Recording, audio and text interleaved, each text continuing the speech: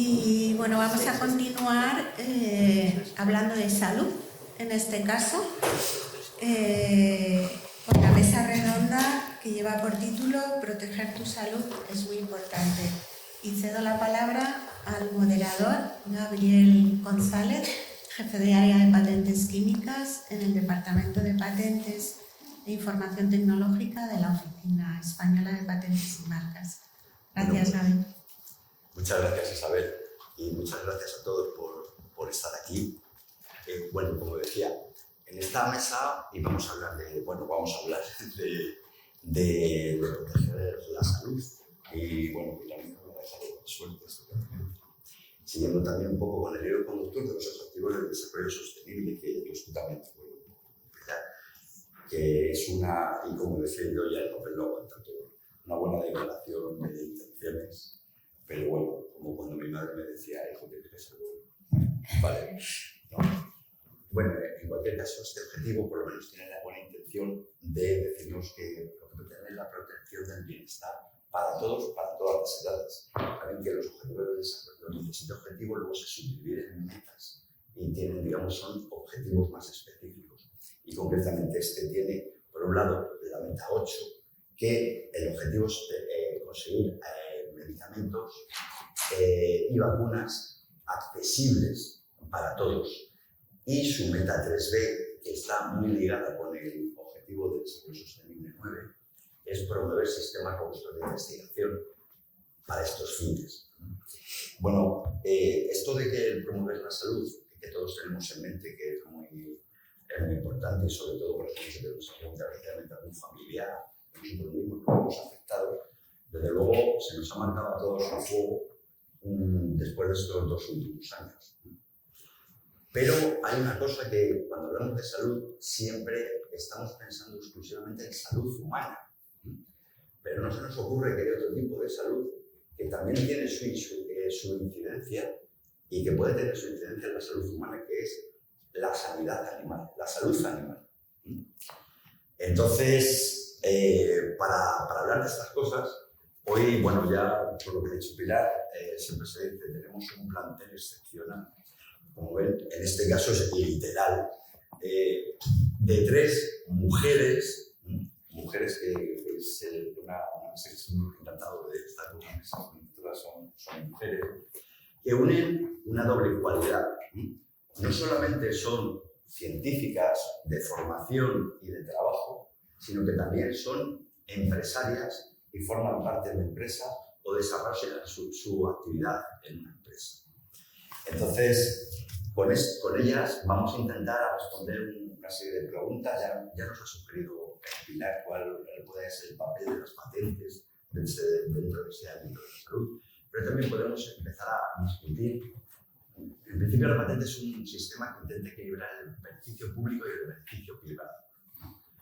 De verdad que está alineado, porque es una crítica que a veces como para conseguir medicamentos accesibles para todos, ¿puede suponer una barrera?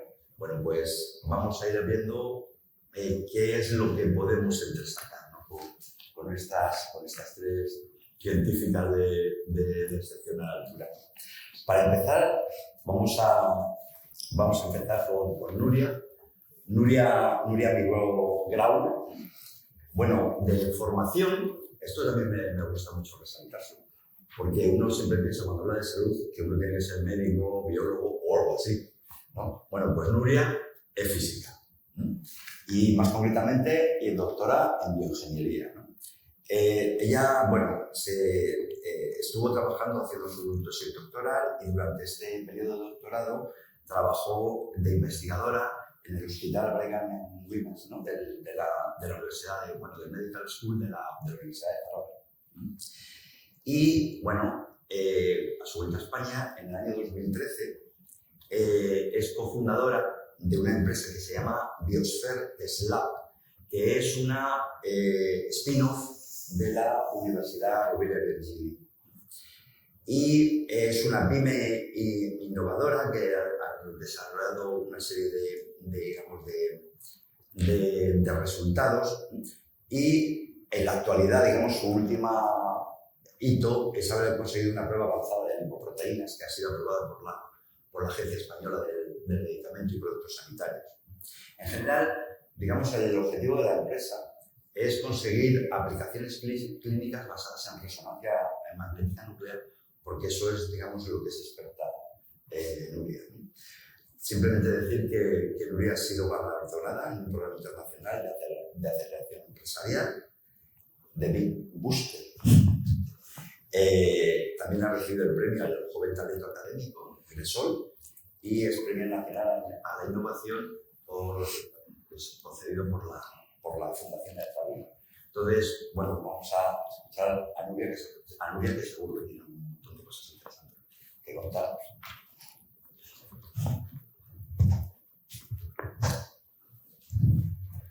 Muchas gracias por la invitación por parte de la Agencia Española de Patentes, de la Oficina Española de Patentes y Marcas.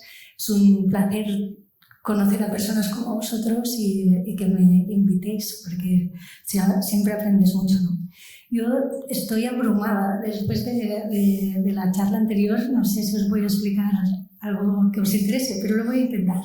Mucho más humilde, mucho más a una dimensión mucho más regional.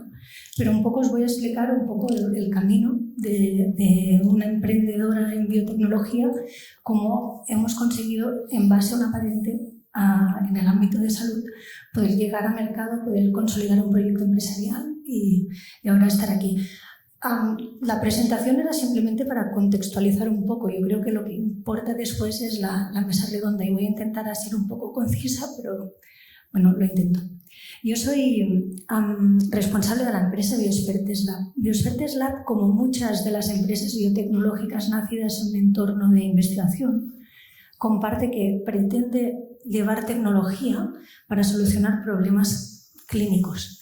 En este caso, nuestro problema estaba enfocado en el entorno del diagnóstico de la enfermedad cardiovascular. Sabéis que la pandemia real de este siglo será la enfermedad metabólica. Tendremos más de 300 millones de personas con obesidad en pocos años, con diabetes en 2030, más de 500 millones de personas a nivel mundial con obesidad, y el 65% de estas personas mueren por enfermedad cardiovascular. Esto duplica un poco en población general, es un 30% la enfermedad cardiovascular como causa de muerte.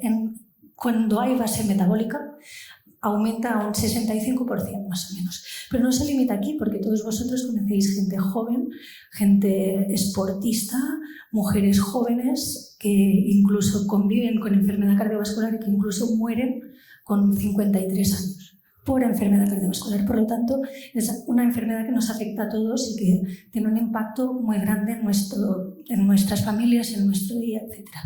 Entonces, el gran marcador de enfermedad cardiovascular es el colesterol malo, el colesterol LDL, que no es más que una partícula de grasa que se transportan unas partículas que se llaman lipoproteínas de baja densidad, LDL, lipoproteins, que son partículas que se acumulan en las arterias, que aceleran una enfermedad que se conoce como arteriosclerosis, que es lo que precede al accidente cardiovascular. O sea, estas arterias que conviven con esta enfermedad, arteriosclerosis, pueden obturarse generando un infarto, pueden deformarse generando un aneurisma, pueden desprenderse generando un ictus y por lo tanto eso es lo que precede al accidente cardiovascular. Intentar predecir qué persona va a tener una enfermedad cardiovascular es de crucial importancia y está ligado a este depósito de grasa en nuestras arterias. Pero si miramos el parámetro general utilizado no solo para diagnosticar sino para tratar, para estratificar el riesgo, que es el colesterol LDL, podéis ver que en más del 50% de las personas que ya han tenido un infarto, este colesterol LDL es totalmente correcto. Por lo tanto, como biomarcador de riesgo, falla en el 50% de los casos. Por lo tanto, el 50% de personas que tienen un infarto presentan niveles totalmente correctos de colesterol LDL y no sabe que está en riesgo. Y este era nuestro problema clínico a resolver. Intentar ver por qué hay gente que tiene riesgo a pesar de tener marcadores normales. Muchos años de investigación clínica demostraron que se tiene que ir más allá, que no solo es el contenido de colesterol, sino también las partículas que lo transportan, su forma y tamaño, implica que esta enfermedad de la arteriosclerosis puede acelerarse y ser más rápida. Y por lo tanto el tamaño de estas partículas es algo fundamental para poder establecer si una persona tiene mayor o menor riesgo.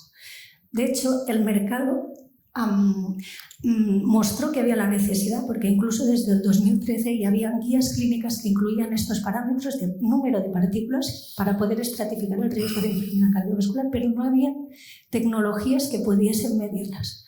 Y nosotros aplicamos la resonancia magnética nuclear porque estábamos en un grupo de tecnológico colaborando con un hospital.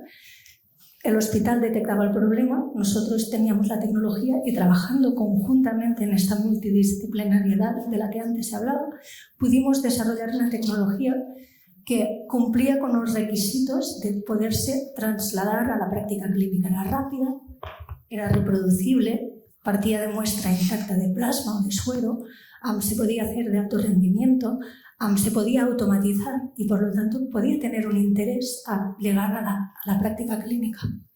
Patentamos la tecnología antes de publicar, esto es muy importante porque desde los grupos de investigación hay una presión muy fuerte en publicar, porque es como se evalúan a los grupos de investigación. Pero nosotros teníamos un jefe, entonces mi antiguo director de tesis, que tenía una visión muy clara de la industrialización de las tecnologías médicas y por lo tanto que primero se tenía que patentar. Gracias a patentar la tecnología pudimos plantearnos o conceptualizar una idea de negocio, de llevarla al mercado. Esto implicó encontrar un socio, constituir la empresa en 2013, a encontrar un socio farmacéutico que nos ayudara a impulsar todo el camino de la investigación a la práctica clínica y conseguir los requisitos que se necesitan para transformar una tecnología médica, que es la calidad, de lo que se ha hablado en este congreso profundamente, la aprobación de la Agencia Española del Medicamento, el marcado CE, etc. Para actualmente ya estamos ofreciendo la tecnología al mercado en un entorno de unidades de lípidos, del Sistema Nacional de Salud y de hospitales privados, laboratorios privados, etc. Nosotros actuamos como un laboratorio, recibimos las muestras, las analizamos con nuestro algoritmo y generamos como un informe que de alguna manera puede distinguir casos que tienen exactamente el mismo nivel de colesterol LDL, pero que en cambio esconden alteraciones profundas del perfil de lipoproteínas que se asocian a mayor riesgo. Y esto lo hacemos de la mano del Laboratorio Rubión, empezamos en España y ahora estamos empezando a mercados en Estados Unidos, en México, en India, etc. Pero la tecnología en sí o nuestro ADN como empresa no es de ser un laboratorio. Continuamos teniendo esta necesidad de continuo desarrollo, innovación y de intentar explotar al máximo una tecnología de la cual conocemos en profundidad, somos expertos. Una tecnología que nos permite de una muestra biológica tener mucha información en relación a las moléculas que la constituyen y con un simple análisis con muy poca muestra es tener como un mini universo molecular que se puede asociar a progresión de enfermedades, a biomarcadores, a estado de salud, etc. En matrices como orina, como plasma, como leche, como muchas matrices biológicas. Esto se conoce dentro del mundo de las ciencias ómicas como una aproximación metabolómica, que es el estudio de las condiciones biológicas a partir de las moléculas pequeñas, de los metabolitos.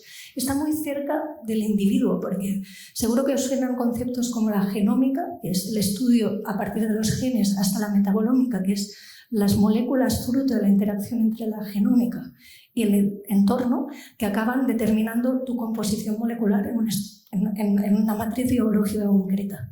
Y esto ha permitido abrir a las compañías biotech que nos dedicamos a la metabolómica a pensar en productos, en tecnologías que puedan servir para estratificar riesgo, como la de las lipoproteínas susceptibles de protección intelectual, a identificar patrones que se asocian a enfermedades concretas, a generar test de diagnóstico, que también puede ser susceptible de protección intelectual, o incluso a desarrollar modelos de predicción, de estratificación, de respuesta a fármacos como companions diagnósticos.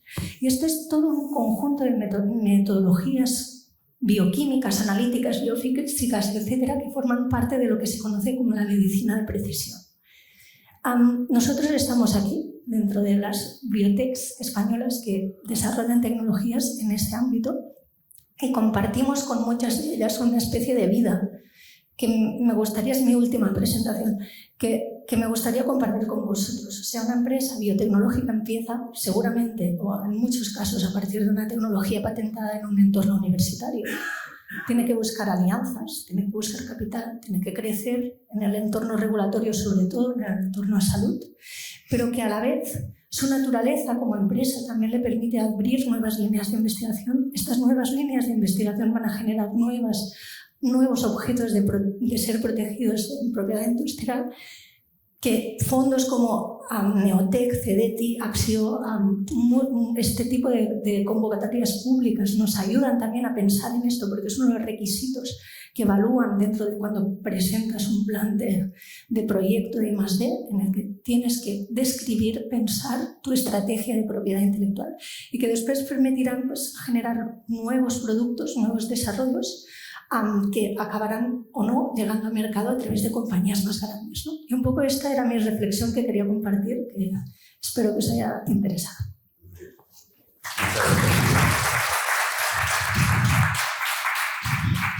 Muchas gracias, María.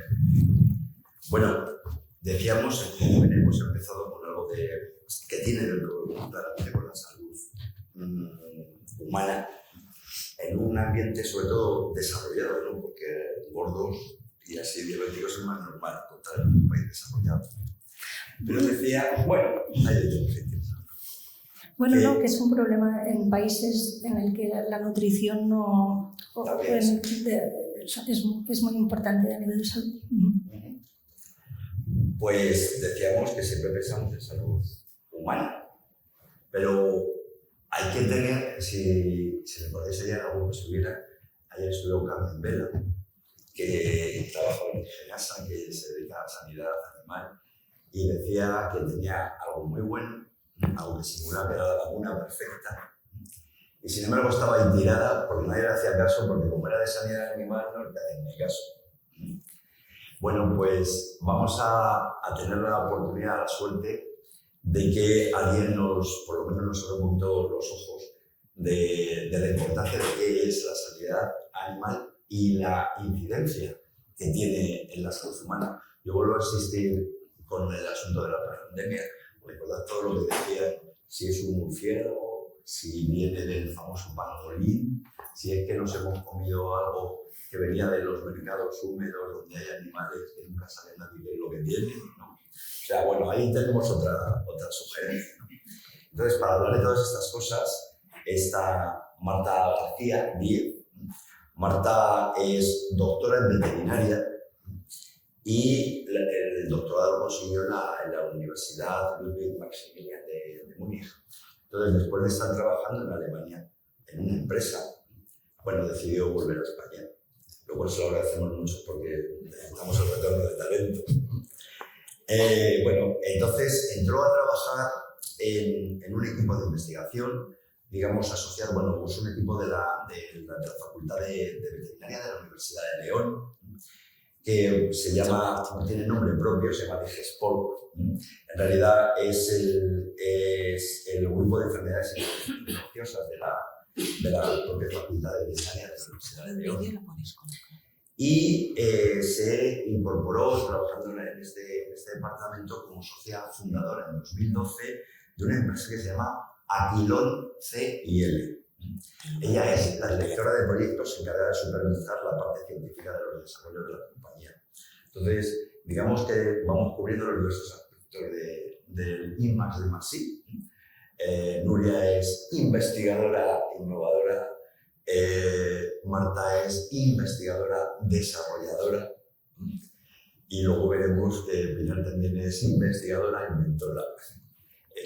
Bueno, para que también veas que esto de dedicarse a la ciencia no te quita un poco el romanticismo ni digamos la parte humana.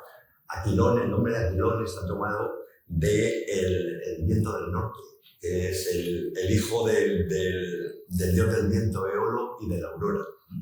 Y es una spin-off de la Universidad de León, cuyo objetivo es transformar todo el conocimiento académico que tienen en este grupo de IGESPOR en algún tipo de producto veterinario innovador que permita aumentar la productividad animal y sobre todo intentando reducir o incluso excluir los antibióticos o el uso de antibióticos. Uno de los últimos hitos de Aquilón pues el haber conseguido el registro ante la Agencia Europea del Medicamento de un diagnóstico frente a la brucelosis. El producto se llama Brucelin Aquilón. Y bueno, la brucelosis es una zoonosis, una enfermedad que se puede transmitir al ser humano, dando las conocidas fiebres de Malta. Entonces, por eso esta enfermedad de declaración obligatoria y es, digamos, un elemento clave del diagnóstico serológico para todos aquellos problemas que tienen que ver con la erradicación de la enfermedad de la fiebre de Malta en todo el mundo. Entonces, bueno, Marta, cuando quieras. Buenos días a todos. También me quiero unir al agradecimiento que ha mencionado Nuria a la Oficina Española de Patentes y Marcas. María José siempre piensa en mí para estos eventos y quería hablaros un poco de Aquilón, de nuestra empresa, de lo que hacemos. Agradezco mucho poder presentar hoy un poco nuestra actividad. Como ha mencionado Gabriel, yo soy Marta García, soy veterinaria y soy la directora de proyectos de la empresa. Voy a hacer como dos partes en la presentación, una introducción de qué es lo que somos, qué es lo que hacemos y un poco intentar justificar un poco mi presencia aquí y luego, pues, dado que estamos en una sala de la Oficina de Patentes, pues un poco contaros nuestra estrategia al hilo de lo que nos ha comentado Idoia, a ver qué le parece, si lo hacemos bien o no también. Nosotros, como ha dicho Gabriel, nos llamamos Aquilón CIL, que viene de Castilla y León. La empresa está ubicada en Castilla y León y somos una spin-off de la Universidad de León. Hace ya 10 años, en el 2012, un profesor catedrático del grupo de enfermedades infecciosas, que era el profesor Pedro Rubio, pues decide que tiene una serie de conocimiento, de tesis doctorales, de proyectos que se iban a quedar en un cajón de su universidad, porque al final pues, presentas la tesis, te vas a buscar trabajo y ahí se acabó todo, ¿no? Y tenía una serie de proyectos pues, que creían que podían tener una aplicación práctica y llegar al mercado, o en concreto él al ganadero, pero le faltaban un poco las herramientas. Él era catedrático, sabía que no quería ponerse a hacer un Excel con un presupuesto anual. Entonces, a raíz de otro veterinario que se llama Joan Marca, que bueno, desgraciadamente nos dejó el año pasado, lo pone en contacto con el doctor Luis Ruiz, que tenía una empresa que se llama Llanos, que hacía un poco este tipo de transferencia en el ámbito de la humana. Es un poco lo que nos ha contado Nuria, cómo empezar desde un proyecto en una universidad, en un centro de investigación, dando una solución clínica y llevarlo al mercado. Esto en veterinaria, que yo conozca en ese momento y ahora poca cosa, no se llevaba a cabo. Entonces, Pedro Rubio, junto con Luis y en ese momento yo, que estaba en el grupo de investigación, y otra serie de personas investigadoras del grupo, pues montamos Aquilón y lo capitalizamos inmediatamente con un capital riesgo que gestionaba Capitales de Castilla y León, que se llama Clave Mayor. Nos fundamos en el año 2012 y como spin-off pues la universidad se integra en la compañía con un 20% y además con la participación de varios investigadores de la universidad. Nuestra sede y laboratorio a día de hoy se ubican en las instalaciones de la Universidad de León. Es verdad que ahora estamos en un momento de cambio y vamos a dar el paso y dejar de ser spin-off este año. Es un poco la evolución natural que hemos tenido hasta ahora. Y os voy a explicar un poco el modelo de negocio, cómo trabajamos, ¿no? Nosotros, junto con la Universidad de León y otras universidades y centros de investigación españoles, pues tenemos una relación un poco simbiótica, ¿no? A través de todos estos conocimientos, todos estos contactos, siempre en el ámbito de la veterinaria, accedemos a nuevo conocimiento que licenciamos a esas universidades con el retorno económico, ¿no?, que les damos a esos centros en cuanto pues, a la Universidad de León, alquiler de espacios, contratos de colaboración, licencias y contratos de gestión y de servicios. Lo que hacemos con esos proyectos es darles forma, es decir, les metemos una parte regulatoria pues para enfocar el proyecto a un posible registro y que llegue al mercado, buscamos un fabricante a ese producto, le ponemos la propiedad intelectual, un poco a lo que venimos también diciendo durante estos minutos, para llegar a un producto. A día de hoy no ha pasado esta parte de la flecha, es decir, no tenemos nada en mercado, no hemos tenido ningún retorno económico, pero bueno, en empresas biotecnológicas esto lleva unos ritmos un poco más lentos y sí que nos hemos financiado a través de diferentes fuentes, tanto capital privado en el fondo, como fondos de inversión, como socios industriales, como son Laboratorios Laviana, y también con financiación pública. En este caso ha apoyado varios de nuestros proyectos, que es en concreto uno de ellos el Horizonte 2020 de la Unión Europea.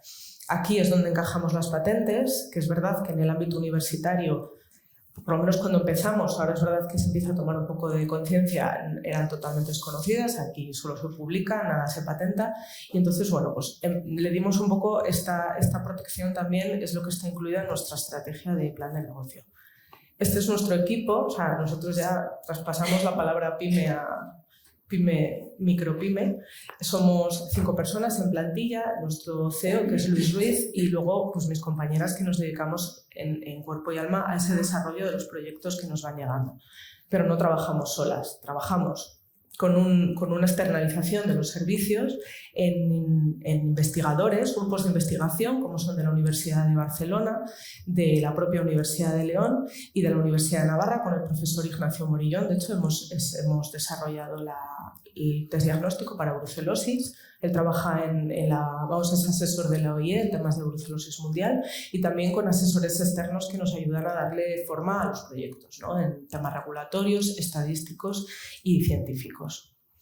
También con agencias que nos ayudan con el tema de las patentes, como es Hoffman, también con la parte de asesoría regulatoria en proyectos tanto inmunológicos como aditivos alimentarios, y luego pues la administración y asesoría jurídica.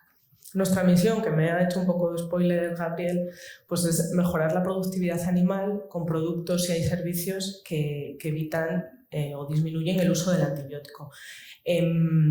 Antibióticos se usan en toda la salud animal y humana, pero en concreto en veterinaria era un problema muy acuciante. Los antibióticos se están usando como promotores del crecimiento, y esto ha llevado pues, a un problema de generar bacterias con resistencias antibióticas que están dando muchos problemas, y va a ser otra de las pandemias que nos amenacen en el futuro.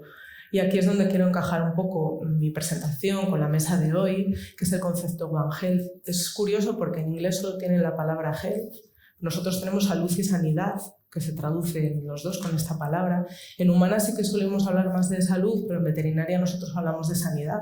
Es verdad que son conceptos muy parejos, pero en veterinaria la sanidad se tiene como algo más general, ¿no? Tú si vas a una granja de cerdos, no miras qué animal tose, tú miras una incidencia y tratas a un grupo.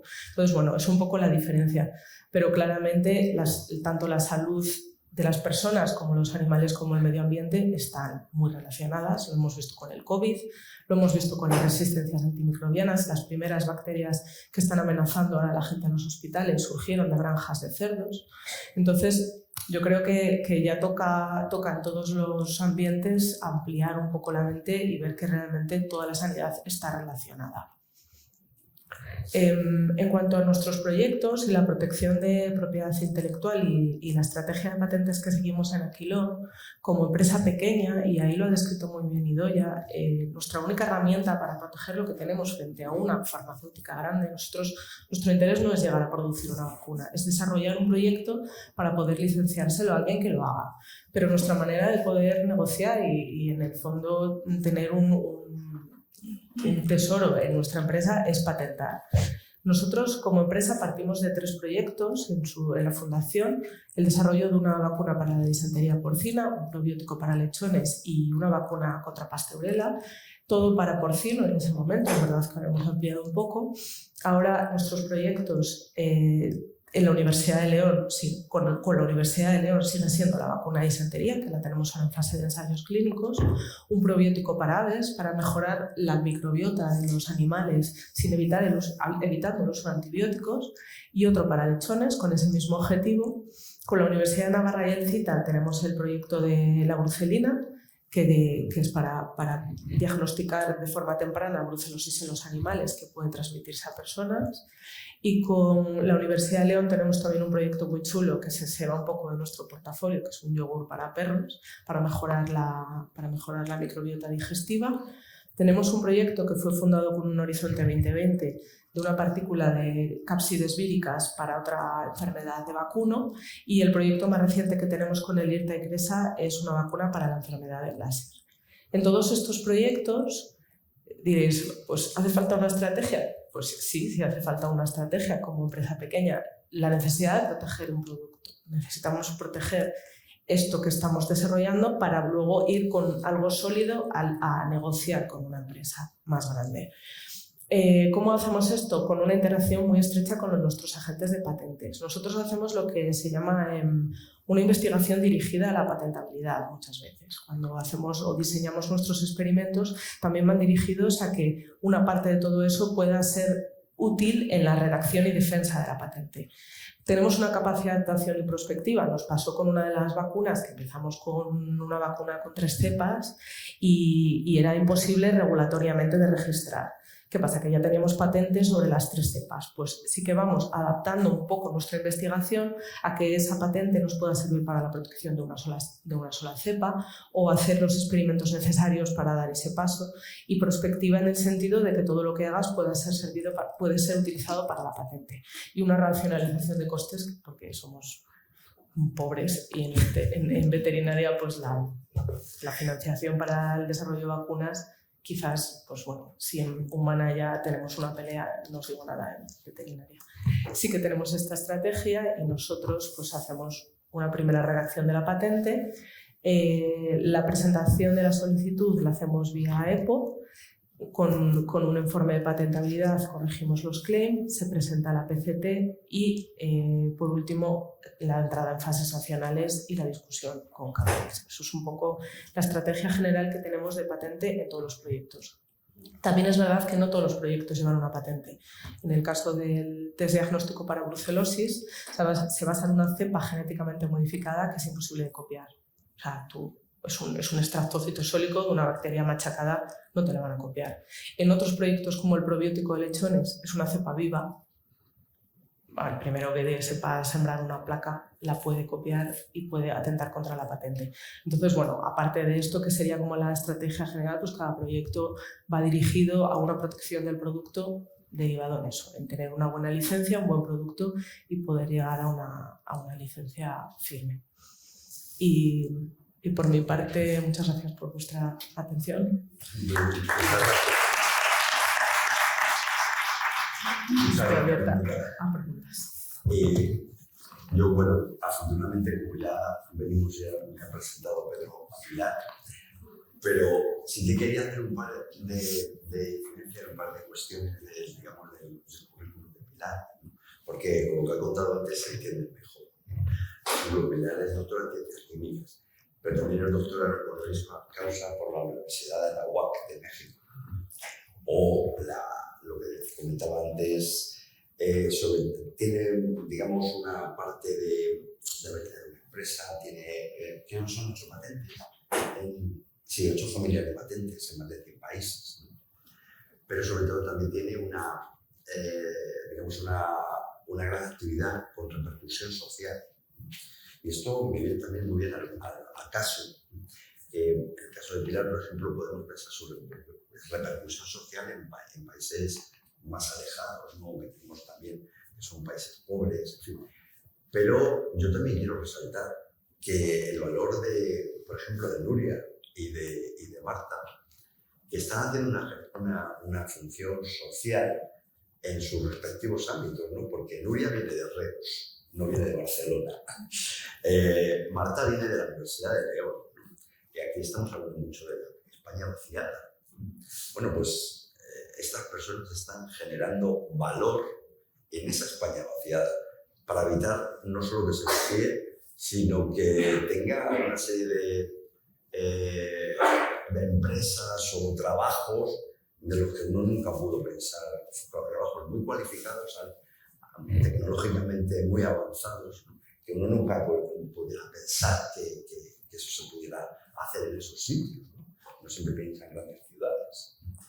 Y bueno, yo os agradezco también todo esto de las ideas, porque me habéis dado una idea a mí cuando hacemos alguna charla de divulgación.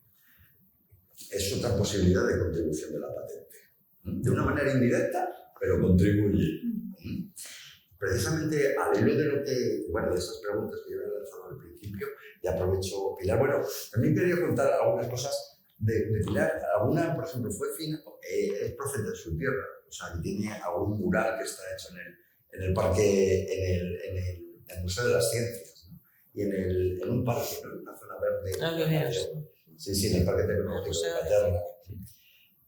Pero Pilar, por ejemplo, fue incluida en la lista Forbes de las otras 100 mayores fortunas, ¿no? Que normalmente la lista Forbes es un montón de ricos, ¿no? Pues ella estaba entre las que destaca que cambian el mundo no por la fortuna que acumulan, sino por lo que hacen por los demás. A mí me gustan algunas de las cosas que cuenta Pilar, ¿no? Porque son unas buenas ideas y consumen muy bien su trabajo. Ella decía que le gusta decir que es inventora. Eso desarrollado es poner la ciencia en acción, ¿no? O el conocimiento en acción, ¿no? Y por otro lado decía esa función social, que es una ciencia que abraza. Tiene un montón de premios, ¿no? Como podéis imaginar. Pero digamos, uno de los últimos hitos aquí en Valencia es que le van a poner el nombre a una de las aulas de la Facultad de Químicas de la Universidad de Valencia. Pero mira, una cosa que me llamaba la atención son otros premios que le han ido dando por los países. Hay uno que me llama especialmente la atención, ¿no? El que era el finalista del premio del Príncipe de Asturias, pero no propuesta como candidata por España, sino por la nación guaraní, no la Asamblea de la Nación Guaraní de Bolivia. Bueno, eso era un poquillo la idea, ya veréis. Vamos, no digo más porque si no, de aquí nos salimos a comer, ¿no? Pero mira, aprovechando, ya empiezo que vosotros también me den vuestra opinión. Eso, realmente las patentes es un sistema equilibrado de rendimiento público, rendimiento privado, y puede dar lugar a que se pueda conseguir esos medicamentos, esos productos asequibles para todos. ¿Veis alguna barrera? Una pregunta difícil. ¿Puede suponer una barrera? Bueno, si tiene rentabilidad económica va todo mucho más rápido, ¿no? Primero daros las gracias también por haberme invitado a estar con vosotros y con mis compañeras, tanto con Idoia como con vosotras dos. Me gusta mucho tener una persona vinculada con la veterinaria porque yo que estoy en el Consejo de Expertos de COVID, siempre, desde el principio, estoy diciendo que quien tenía que estar en los comités de expertos de COVID eran los veterinarios.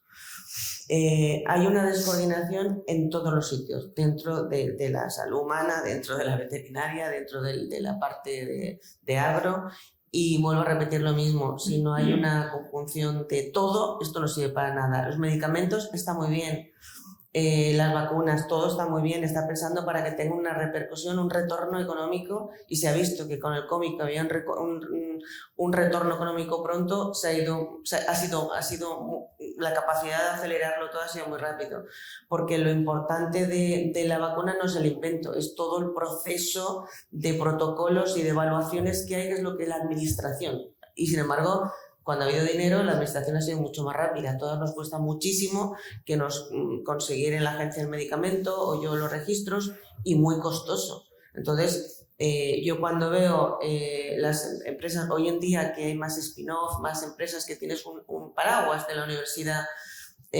yo tomé la decisión de ir por mi cuenta y ir a pulmón. Yo lo he parido, lo he desarrollado y está conmigo, ¿no? Y creé la empresa y es todo a pulmón, pero porque lo decía, porque no interesa absolutamente a nadie. Y la prevención es fundamental. Y la prevención nadie apuesta por ella. Ese es el gran tema. La prevención no son patentes que le dan valor, le dan valor a lo que tiene un retorno económico rápido. Entonces, sí que los medicamentos y todo lo que estaba vinculado con aquello que puede tener retorno rápido, pues era más fácil. Pero el mundo es global y la prevención es fundamental. Y se ha visto la situación global cuando no se hace un trabajo de prevención. Y en el tema del COVID me encargué de hacer los protocolos para el traslado de los cadáveres, de las personas que tenían que recoger cadáveres.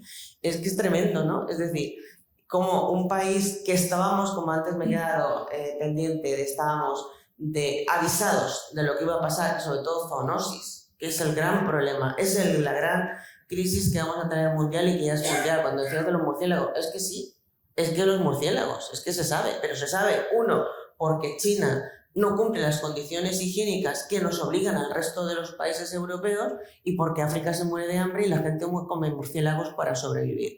Entonces, este tema, quiero decirte que está muy bien que siempre pensemos en los medicamentos para curarnos los que tenemos dinero, pero el problema es mucho mayor y mucho más difícil, ¿no? Yo creo que esto es lo que me gustaría, no sé, ¿ustedes qué opináis? Yo estoy de acuerdo y sobre todo el tema de las zoonosis, en que la inversión tiene que ser global y ahí les da el clavo. En los círculos veterinarios, cuando empezó la pandemia COVID, clamaba al cielo, porque, jolín, si alguien sabe coordinar una epidemiología de rebaño, es un veterinario. O sea, tristemente. No es así, por eso lleva ese nombre. Eran incapaces de ver la salud humana que llamaba rebaño venía por algo. Claro, el tema de la inmunidad de rebaño, que en una granja cualquier veterinario no hace falta que sea investigador, la puede manejar bien. En la pandemia de COVID se dejó totalmente aparte esta opinión porque era una enfermedad humana. No, porque también fallaba los organismos internacionales. Es decir, lo que falla realmente es los equipos de evaluación y de visualización de dónde está el problema. Aquí falló la OMS en el momento, fijaros vosotros, cuando sale Wuhan, con aquello que veíamos, nos reíamos el mundo. Fíjate qué están haciendo los chinos. Y no se cortó, si hubieran sido los veterinarios, han dicho, se cortan los viajes a China. Y resulta que el problema lo tuvimos los de Valencia que se fueron al partido de fútbol a Milán, cuando el problema, y seguían viniendo los de China. Hombre, es la falta de vigilancia internacional que no existe. Entonces, de todo lo que hagamos está fenomenal. Pero mientras no hayan equipos de vigilancia serios... Yo... No, por favor. No, es que, viendo eso, ¿realmente supone una barrera una patente para obtener esos medicamentos? Bueno, en caso de veterinaria, que los retornos económicos no son tan... cuesta más, ¿no? Grandes como en el ámbito humano. Es verdad que las patentes pueden echar atrás a muchos desarrollos, porque al final dices, bueno, veterinaria, ¿sabes? No sé qué precio tiene una vacuna COVID si se tuviera que poner en el mercado, pero una vacuna de pollos no puede ser más cara de 15 céntimos. ¿No? Tienes que vacunar 30.000 de una vez. Entonces, claro, en este caso las patentes sí que pueden suponer un paso atrás para empresas pequeñas que quieran desarrollar ideas buenas. Y al final es la pescadilla que se muerde la cola. Si tú tienes una sanidad animal un poco regulera y menos en países donde no se van a gastar, si aquí son 15 céntimos por pollo, no te digo yo en China lo que se van a gastar en una vacuna de pollos. Igual a cero. Al final lo que estás haciendo es una fuente de futuras zoonosis. Entonces ahí yo creo que sí que tiene que haber un apoyo económico a nivel global y totalmente transversal. Pero lo que cuesta dinero no es la investigación, que también en muchos casos. Lo que cuesta dinero es todo llevarlo a fin, los temas, burocracia. Es carísimo, los tiempos son carísimos. O sea, que un medicamento nos cueste, yo tomé la decisión que mi tecnología era como medicamento 10 años mínimo para saber si en el caso me imaginamos es presencia, ausencia, funciona o no funciona y dices, bueno, 4 o 5 años. Pero y los costes, investigación, evaluadores, no sé qué, no sé cuántos, cuando hemos visto... Los ensayos clínicos. Los ensayos clínicos. Es que es todo burocracia. Lo hace exponencial, bueno, el coste del ensayo en sí, que al final para llevar a un medicamento a la práctica clínica son 1 billón de euros. En total, más o menos está estimado. Y en relación a lo de la prevención, tenía 2 comentarios. Yo creo que el Estado está empezando a hacer una fuerza de tracción hacia tecnologías coste efectivas en relación a la prevención futura. Y esto es verdad que quizá en el COVID era algo tan circunstancial, tan excepcional que tampoco creo que sea la línea que ha tenido el gobierno desde tantos años, ¿no? Pero en relación a las políticas de prevención, por ejemplo, enfermedad cardiovascular, enfermedades metabólicas, impactos en el tema de nutrición, etcétera, yo creo que se está viendo una revolución, un cambio. Se apuesta por políticas de prevención. Ahora ha habido, por ejemplo, abierta la convocatoria de CEDET y conjuntamente con el Carlos III, en la que se apuestan por proyectos público-privados para intentar desarrollar tecnologías innovadoras, y una de las líneas eran en sistemas de de diagnóstico temprano, de prevención en enfermedades de tanto de alta prevalencia como de infecciosas, etc., ¿no? Entonces yo creo que a nivel de Estado sí que se están estableciendo líneas fuertes en relación a estos casos. Y por otro lado, lo que decías de las patentes, en el caso de los medical devices, a veces la patente no te ofrece realmente una barrera ni tecnológica ni una barrera para la competencia, porque la competencia puede de alguna manera encontrar soluciones compatibles con los mismos resultados sin estar infringiendo tu patente, pero sí que es verdad que es un activo de intercambio con laboratorios.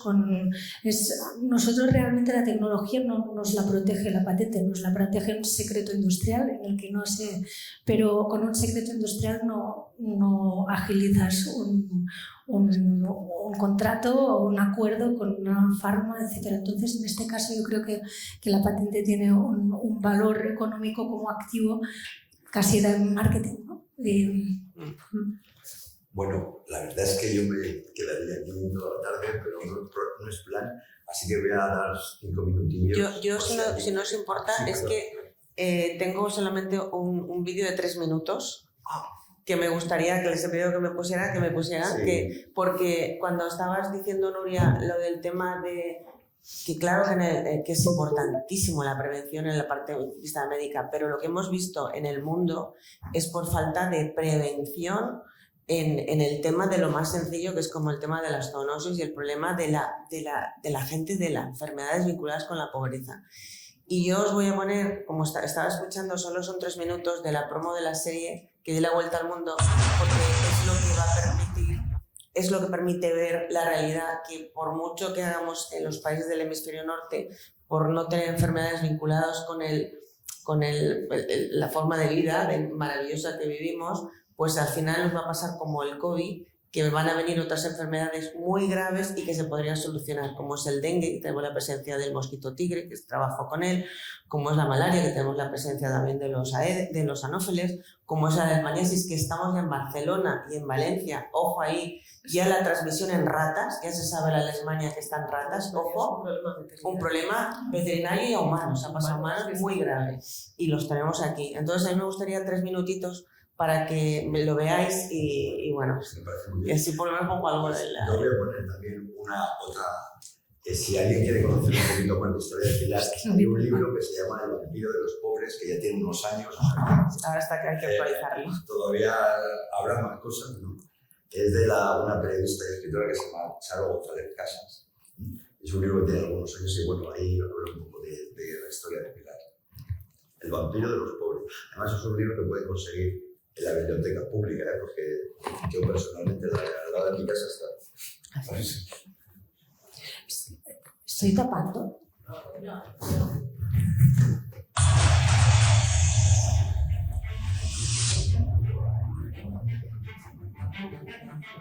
Creemos que vivimos en una burbuja, que estamos salvados. Me doy cuenta que es justo lo contrario. Estamos todos demasiado conectados. Estamos hablando de organismos que llevan aquí muchos millones de años antes de la aparición de la humanidad. Ébola, chagas, leishmaniasis, dengue, enfermedades exóticas brotan en zonas deprimidas del mundo. Todo el mundo entendió que acceso al agua potable y al saneamiento eran como cuestiones absolutamente básicas y fundamentales. Y la prueba, ahí está. Pero, ¿están realmente tan lejos de nosotros? ¿Pueden estas enfermedades pasar de los animales a las personas?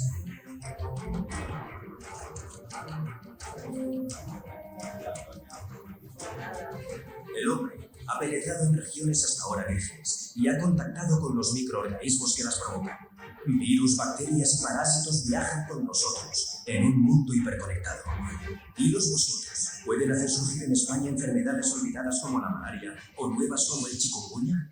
Nos ha llegado a Europa ahora y en España entró en el año 2003 y nosotros estamos comprobando que ha ido siguiendo toda la autopista del Mediterráneo. Es una enfermedad que te tira a la cama y a mí me duró casi 3-4 meses. ¿Cuántas enfermedades aparentemente lejanas ya han llegado a nuestro entorno? De hecho, me dijo que no tiene. Eso me lleva a chikungunya. No quiere comer, no le corta. Una tiene que comer, porque si no paracetamol le va a dar dolor de barriguita.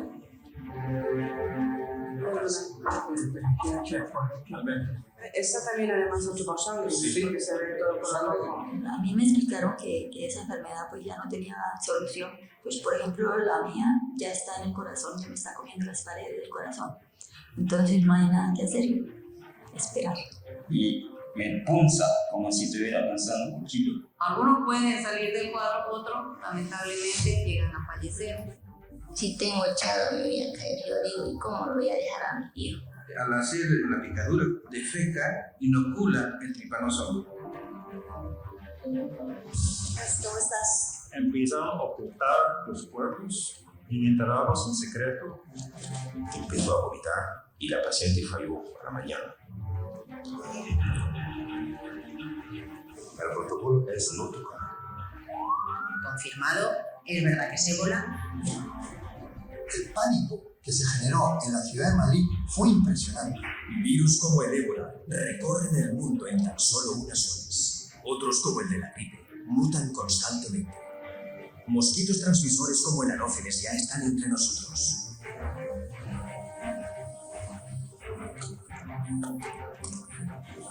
Pero, ¿dónde se encuentra la próxima amenaza? Buenos días, Bienvenida, doctora Pilar. ¿Cómo hacer frente al desafío de estas enfermedades? La doctora Pilar Mateo viaja para investigar cómo hacer frente a los nuevos retos científicos que se nos plantean y recorre el mundo en busca de microasesinos. Solo en historia. Bueno, eso era para que por favor se ayude a investigaciones desde las administraciones, desde la gente que sabe, que tiene conocimiento y puede ayudar al mundo, que se ayude, porque o se ayuda de una forma global y multidisciplinar, o esto no servirá para nada. Pero así que creo que las patentes tienen que ayudar a mucha gente, por lo que digo que puede patentar pero no tiene recursos y porque no le interesa a nadie, y me parece que es un momento importante en este foro para decirlo y para ese apoyo que debe haber desde la administración, ¿no? Bueno, pues yo creo que no hay una mejor forma de terminar, sobre todo porque es tarde. Muchísimas gracias a las tres por haber aceptado nuestra invitación, de verdad, aunque haya sido un poquillo deprisa, ¿no? Porque yo ya digo, yo creo que ya invitado tarde, pero como tampoco quiero abusar del público, pues muchas gracias a todos por asistir y nada, nos vemos. Gracias.